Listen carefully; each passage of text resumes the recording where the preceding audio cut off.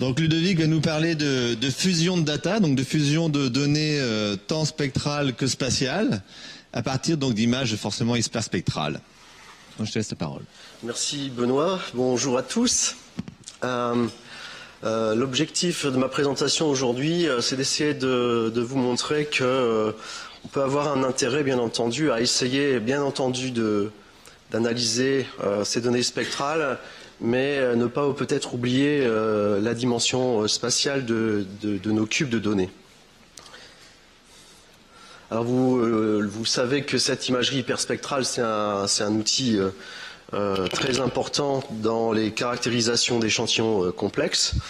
C'est ce qui nous permet d'accéder finalement à une hétérogénéité présente dans des échantillons chimiques, biologiques. Et ce qui est assez intéressant, c'est qu'effectivement, de manière simultanée, on aura donc notre dimension spatiale et notre dimension spectrale.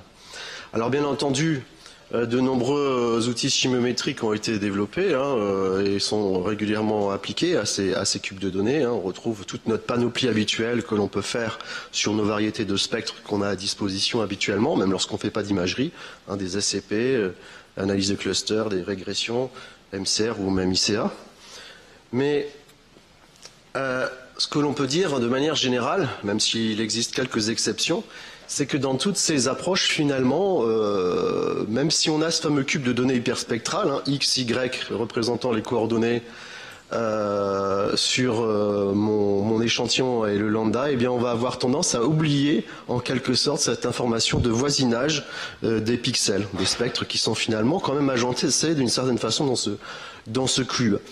Et pour le développement d'une analyse hyperspectrale, vous connaissez tous la plupart du temps ce que l'on fait, puisque ces algorithmes en général ne savent pas gérer de manière directe ces cubes 3D, eh bien c'est de passer par la méthode de unfolding et refolding, c'est-à-dire on va déplier ce cube, comme on a pu le voir déjà avec... on va déplier donc ce cube en gardant en tête bien entendu l'agencement qu'on peut avoir entre les différentes lignes, c'est-à-dire les coordonnées des pixels. On fera notre petite tambouille habituelle de chimiométrie, à savoir par exemple quand vous allez faire de la PCA, bien entendu retrouver les composantes principales et des scores. Et à la fin, comme on a quand même une volonté de retrouver des images, on donnera à ces choses-là, par exemple à ces colonnes de scores, des représentations imagées. Alors, de faire cette approche, c'est obligatoirement accepter pendant un court instant finalement de perdre cette information spatiale. Donc on a quand même de très beaux résultats, mais c'est peut-être un peu dommage parce que ça touche à mon sens de l'intérêt de pouvoir peut-être au sein même des algorithmes de gérer ces deux dimensions simultanément. Alors bien entendu, on pourrait essayer de passer beaucoup de temps à essayer d'inclure cette notion d'information spatiale. On a pu voir quelques exemples. Je me souviens d'ailleurs de quelques papiers. Cyril a écrit des papiers pour MCR qui permettent de prendre en compte dans des contraintes ces notions d'information géométrique. On a vu aussi dans la présentation de Marina, dans les travaux de MacGregor, une volonté aussi d'introduire ce genre d'informations. Donc on pourrait se dire, oui, pourquoi pas passer du temps sur ces algorithmes. Le problème, c'est que bien entendu, il faudrait faire cela sur beaucoup de choses. Moi, ce que j'ai préféré faire, c'est un petit peu m'inspirer justement de ce travail de MacGregor et pourquoi pas, finalement, sur la base d'un jeu de données initial qui est ce cube, peut-être le retravailler, ce cube, ce qui me donnerait éventuellement la possibilité de travailler avec nos algorithmes qu'on a habituellement. Et c'est dans ce sens où là, on parle de Neighboring Pixel Data Augmentation, c'est-à-dire une façon d'augmenter notre cube de données en essayant d'inclure cette information spatiale. Alors comment ça marche? Vous retrouvez des représentations de tout à l'heure. Cette approche d'augmentation, l'idée c'est d'essayer de capturer l'information spatiale, tout simplement en associant l'information spectrale que vous pouvez avoir sur ce pixel central avec les informations spectrales en fait que vous allez avoir des voisins proches ici, en l'occurrence les 8 voisins, par une augmentation de ce genre. Donc là c'est vu au niveau du pixel, mais bien entendu on généralise cela au niveau du cube, où là finalement pour chaque pixel de ce cube, on considérera son voisinage, et on va tout simplement augmenter le cube dans la direction des variables spectrales. C'est-à-dire que de ce fait, je me retrouve avec, on peut dire, des super spectres en quelque sorte augmentés. On conserve à peu près les tailles des dimensions ici en pixels. On avait vu tout à l'heure d'ailleurs que, bien entendu, sur le bord, on a quelques soucis, mais bon, en général, on arrive à gérer cela.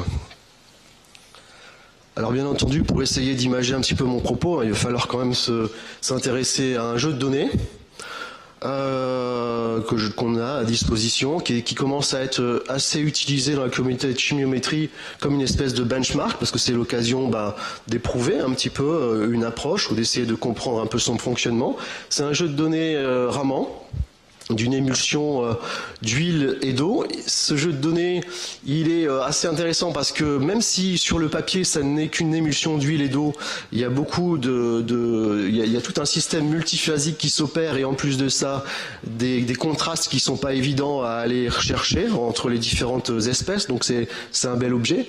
Le jeu de données, il est pas trop gros, vous voyez 60 pixels par 60 pixels. Bon, ça fait tout de suite, c'est ça le problème de l'imagerie, plus de 3000 spectres sur un domaine spectral de 900 cm-1, 950 cm-1 jusqu'à 1800, donc 253 variables. Là vous avez une représentation en image, donc l'intégration globale, juste pour appréhender un petit peu la structure, de montrer qu'effectivement on a une structure globulaire et certainement à l'extérieur une phase aqueuse. Alors bien entendu, c'est pas le tout de dire, voilà, on peut peut-être travailler sur cette structure de données. Il faut qu'on puisse choisir un outil. C'est vrai qu'on aurait pu faire des choses peut-être avec MCR, avec ICA, avec même une méthode de cluster. Autant commencer, je dirais pas facile, mais sur un outil qu'on apprécie particulièrement au niveau exploratoire de données hyperspectrales, qui est tout simplement la PCA. Et puis c'est intéressant de se pencher sur la PCA parce que quand on regarde finalement tous nos algorithmes, un grand nombre la PCA constitue en quelque sorte le noyau de pas mal de ces algorithmes. Donc c'est intéressant de voir le comportement de cette approche par rapport à cette PCA. Donc si on applique une PCA sur ce cube de données, alors bien entendu il y a une phase de pré-traitement, correction de ligne de base, c'est du Raman. On a toujours des effets de fluorescence, donc ça je ne vous en parlerai pas. On obtient ce genre de carte de score. J'essaie de trouver ma souris, voilà, les cartes de score qui permettent d'obtenir une structuration. Les papiers qui ont déjà travaillé ce jeu de données prônent à une structuration autour de quatre composants. Donc on voit effectivement que les 4 premières cartes de score, là, quand j'applique la PCA sur le jeu de données brutes, va exprimer ici, je vais exprimer à peu près 99,5% de la variance sur ces 4 premières contributions, et puis des petites choses qui sont là derrière, qui semblent présenter quelques structurations spatiales, même si le pourcentage de variance est très très faible. Alors là, j'ai positionné sur ce slide les résultats qu'on a simultanément ici sur le jeu de données brutes, et là ici sur le jeu de données augmentées, dans le sens où, alors j'ai fait une erreur ici, puisque quand on appliquera cette approche augmentée, on perdra les pixels de bord, donc ça n'est pas 60-60. Mais par contre, juste pour vous présenter effectivement le fait qu'on aura ici 9 fois 253 variables spectrales. Et qu'est-ce que l'on peut observer? Que c'est quand même assez intéressant, parce que bien entendu là ici on va retrouver les contributions, les premières contributions 1, 2, 3 et 6 dans cette nouvelle augmentation me permettent de retrouver ces informations. On peut d'ailleurs observer une espèce de filtrage qui s'opère aussi au niveau du bruit, potentiellement un meilleur contraste et pas mal de détails qui effectivement apparaissent sur cette augmentation. Alors, puisque c'est une analyse en composantes principales, on ne peut pas non plus baser un discours que sur les cartes, et ça n'a pas de sens. On regarde toujours les cartes de score, et les composantes principales. Donc là, ce que je vous présente dans ce slide, c'est une comparaison des composantes principales qui sont obtenues directement sur le jeu de données, le cube de données de base, représenté en fait ici en vert, vous voyez, PC1 du raw data, et en rouge ici. Vous vous rendez bien compte que comme j'ai étendu mon jeu de données par 9 fois 253, bien entendu dans l'analyse en composantes principales, je me retrouve avec entre guillemets des super composantes principales, mais pour pouvoir moi faire des comparaisons, je suis en droit de redécouper cela pour pouvoir regarder ça sur l'ensemble du domaine. Ce que l'on observe, c'est que quand on regarde les composantes principales tirées sur les raw data par rapport juste à la première partie de ma super composante, c'est-à-dire qui a trait au pixel central, eh bien j'ai une assez bonne adéquation au niveau de ces informations exprimées dans les composantes ici 1, 2, 3, 4 ou pour la matrice augmentée 1, 2, 3 ou 6. Alors ce qui est aussi intéressant, c'est pas juste de comparer l'augmentation par rapport à la jeu de données initiale, c'est aussi d'essayer de voir ce que va porter, ou de tenter d'analyser ce que peut porter comme information ces différentes parties des composantes principales entre guillemets augmentées. Donc c'est ce que j'ai fait comme représentation ici. Vous avez en rouge, donc là on s'intéresse juste aux composantes principales augmentées. En rouge, la partie du pixel central, et en bleu les parties qui a trait à tous les pixels, à chaque pixel voisin. Et donc on voit qu'effectivement on a pour certaines composantes des choses qui sont relativement peu variables et qui se conservent, quelle que soit la partie de cette super composante principale. Et quand on regarde effectivement au niveau des cartes de score, ça a trait, c'est lié avant tout à des zones qui présenteront relativement peu de variabilité sur ces zones. Et par contre, des composantes qui ont tendance à fortement bouger, à être influencées par le fait qu'on a des structures qui sont soit beaucoup plus petites ou que l'on est aussi sur des bords de zones, bien entendu. Alors bien entendu, vous voyez que là, ce qui est un peu frustrant, c'est que moi j'aimerais bien avancer effectivement plus loin dans l'interprétation. Bon, je voulais aller assez vite. On a bien entendu appliqué ça sur un jeu de données qu'on avait à disposition. Il est clair que là, il y a un travail à faire, certainement avec un jeu de données synthétique pour essayer de comprendre effectivement comment cela peut marcher. Comme je suis spectroscopiste de formation, j'aime bien me mettre dans des conditions réelles. Vous savez que en imagerie, qu'est-ce que l'on fait?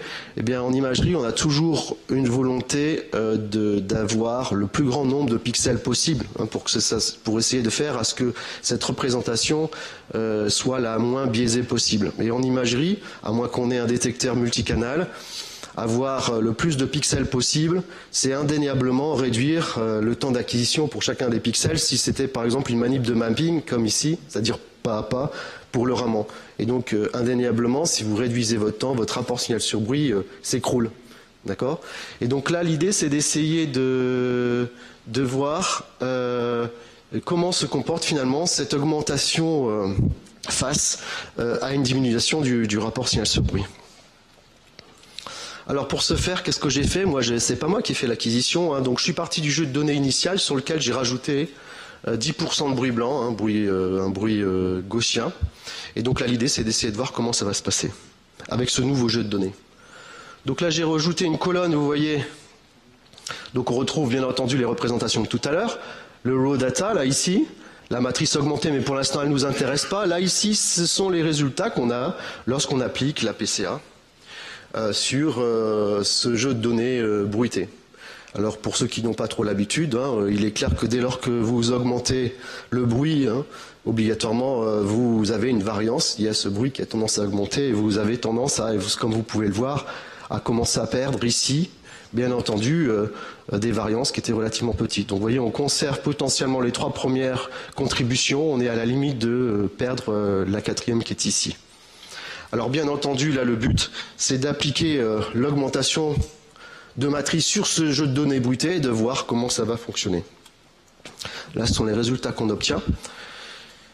et qui sont pas si mal parce que finalement, donc là, si on se rappelle de ce que l'on pouvait tirer avec la matrice augmentée données brutes et là maintenant la matrice augmentée sur ce jeu de données bruitées, eh bien on a quand même, vous voyez, jusqu'à des niveaux de variance très très bas, la possibilité de retrouver quand même énormément d'informations.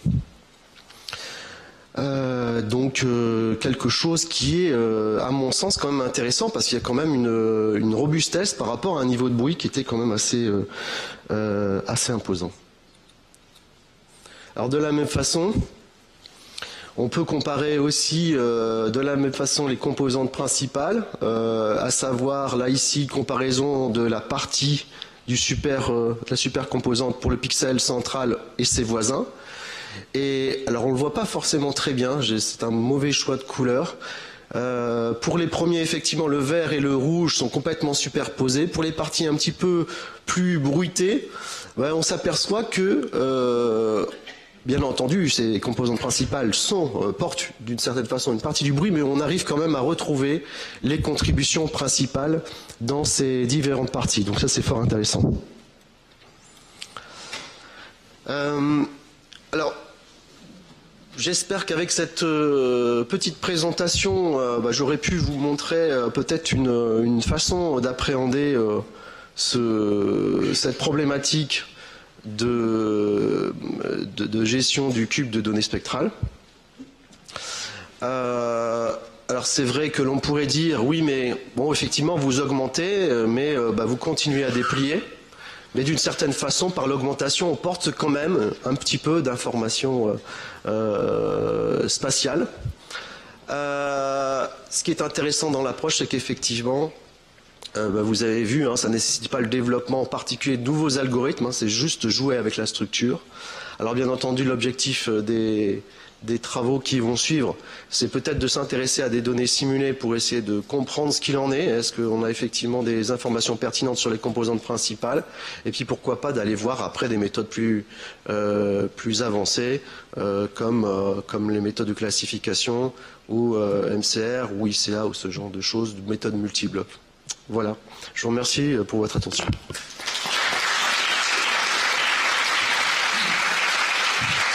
Merci Ludovic sur la présentation. Donc, avant de vous passer la parole, je vais juste faire une petite remarque parce que le traitement d'image hyperspectrale, quand on s'intéresse au spatial et au spectral, on est à la limite de deux communautés. Et il y a quand même un grand nombre de travaux qui ont été faits dans la communauté traitement d'image. Et dans la communauté traitement d'image, on s'intéresse à chercher des structures, à chercher des objets, à faire parler les images. Et donc il y a quand même eu un grand nombre de choses qui ont été faites dans cette communauté, mais qui est une communauté différente. Mais oui, c'est vrai. Mais il faut savoir que dans cette communauté, souvent, c'est très intéressant d'ailleurs de se confronter. Et nous, on se frotte souvent à ces communautés. On a beaucoup de choses à échanger. Il faut savoir qu'effectivement, ils ont tendance, eux, à prendre, puisque c'est plutôt le job, c'est plutôt l'image, à prendre en compte la dimension spectrale. Et par exemple, les méthodes de résolution type MCR ou ICA, eux les abordent comme des méthodes d'optimisation. Oui, mais n'appréhendent pas le cube de la même façon que nous. Mais il est clair que ça n'est pas aussi facile que ça, que de vouloir introduire ces contraintes spatiales, même dans leur façon de coder. C'est juste pour compléter un petit peu l'état de l'art que tu avais fait au départ. Oui, bien sûr, il y a quand même beaucoup de travaux qui ont été faits de l'autre côté, notamment donc chez nous, avec la thèse de Nathalie Goretta en 2009, où on a proposé une méthode de segmentation d'images qui tient compte de la totalité du spectre. Voilà, bon, c'était juste pour rappeler un peu ça. Donc, est-ce qu'il y a des questions? Oui, il y en a une là-haut.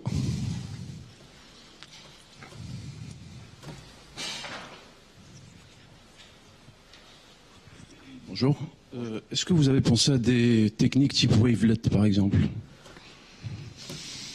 Type wavelet, pour quoi faire? Pour décomposer l'image et éventuellement ressortir les objets les plus intéressants. Et rentrer vraiment dans la profondeur de l'image. Oui, mais là, l'objectif, je vois pas en quoi les wavelets me permettraient de faire du lien entre les données spectrales et les données et le voisinage. Oui, mais effectivement, je l'entends bien. Il y a différentes façons, différentes approches. Là, moi, je l'ai présenté dans un cadre d'outils classiques de la chimiométrie et d'essayer de montrer que peut-être on pouvait faire quelque chose. Bien entendu, je suis sensible et je connais ces approches, mais bon, là je vois pas. Si vous voulez, on peut en discuter après, mais je vois pas dans quel sens. Ok. Vous vous laisserez en discuter après, donc je vais passer la parole à Cyril. Merci Ludovic. Du coup, on en a souvent parlé, mais ça m'a. Il y a une question que j'avais en tête depuis un certain temps, c'est que finalement on veut démêler ces mélanges spectraux, et ce que tu proposes, c'est de remélanger les spectres pour un voisinage de pixels. Et la remarque qui m'est venue en regardant les résultats, c'est que faisant ça, en fait, il me semble que ce que va chercher l'ACP sur les composantes minoritaires, c'est des directions de variance que tu induis en faisant une combinaison linéaire du signal sur ces pixels. Et ce qui peut être intéressant du coup, c'est que quelque part, ça pourrait être une technique d'amélioration finalement de la structure, enfin des bords de l'image, de ce qui est très structuré dans l'image. Est-ce que tu y as réfléchi en ces termes-là ou... Mais à partir du moment où vous voyez moi j'ai rien inventé. Hein. Si vous avez bien suivi la présentation, la bonne présentation de Marina, c'est vraiment issu du travail de MacGregor que moi j'étends à l'hyperspectral. Mais il faut savoir que ce papier, à l'origine, il est développé sur l'idée d'une analyse de texture. Donc qui dit analyse de texture dit bien entendu la mise en lumière, des effets de bord, etc. C'est effectivement dans cet esprit-là. D'ailleurs, pour rejoindre cette remarque de Cyril, c'est que je pense que faudrait peut-être tester, c'est que bon, c'est très simple de remettre les spectres comme ça, mais tu pourrais aussi utiliser des transformés. Tu pourrais calculer des dérivées spatiales, hein, des gradients, des textures, des choses qui vont certainement et mettre ça donc comme des images supplémentaires et faire ton analyse avec toutes ces images comme le proposait Cyril tout à l'heure au niveau d'une MCR ou d'une ACP.